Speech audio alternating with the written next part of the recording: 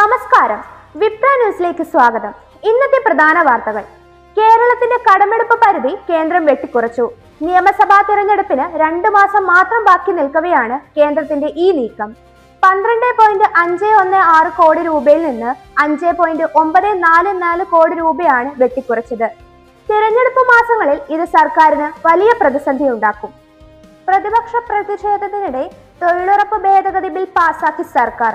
നടപ്പാക്കുന്നത് ഗാന്ധിയുടെ ഗ്രാമസങ്കല്പമെന്ന് കൃഷിമന്ത്രി ശിവരാജ് സിംഗ് ചൗഹാൻ.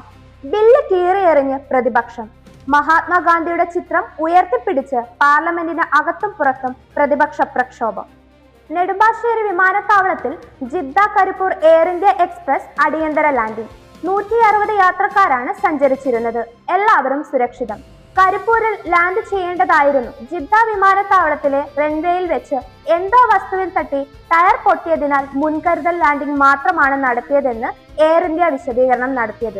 യാത്രക്കാരെ റോഡ് മാർഗം കരിപ്പൂരിൽ എത്തിക്കാൻ എയർ ഇന്ത്യ നടപടിയെടുത്തു. കിഫ്ബി മസാല ബോണ്ടിൽ മുഖ്യമന്ത്രിക്കും മുൻ ധനകാര്യമന്ത്രി തോമസ് ഐസക്കിനും സ്റ്റേ. നേരത്തെ മസാല ബോണ്ട് കേസിൽ ക്രമാലംഘനം കണ്ടെത്തിയ ED റിപ്പോർട്ട് ഹൈക്കോടതി 4 മാസത്തേക്ക് സ്റ്റേ ചെയ്തിരുന്നു. കിഫ്ബി പണം ഉപയോഗിച്ച് ഭൂമി വാങ്ങിയിട്ടില്ലെന്നും ഭൂമി വികസന പ്രവർത്തനങ്ങൾക്ക് ഉപയോഗിക്കുകയായിരുന്നു എന്നാണ് വാദം. 2020 മത്സര ക്രമീകരണങ്ങളിൽ പിഴച്ചു. BCCIക്കെതിരെ ക്രിക്കറ്റ് ആരാധകരുടെ കടുത്ത വിമർശനം. കാഴ്ച മങ്ങുന്ന കടുത്ത മൂടൽമഞ്ഞിൽ ടോസിടാൻ പോലുമാകാതെ ഇന്ത്യ ദക്ഷിണാഫ്രിക്ക മത്സരം മാറ്റിവെച്ചിരുന്നു. തിരുവനന്തപുരത്ത് മത്സരം വെക്കാമായിരുന്നു എന്ന് ശശി തരൂരിന്റെയും വിമർശനമുണ്ട്. ഇതുപോലുള്ള ന്യൂസ് അപ്ഡേറ്റുകൾക്കായി വിപ്ര ന്യൂസ് സബ്സ്ക്രൈബ് ചെയ്യുക.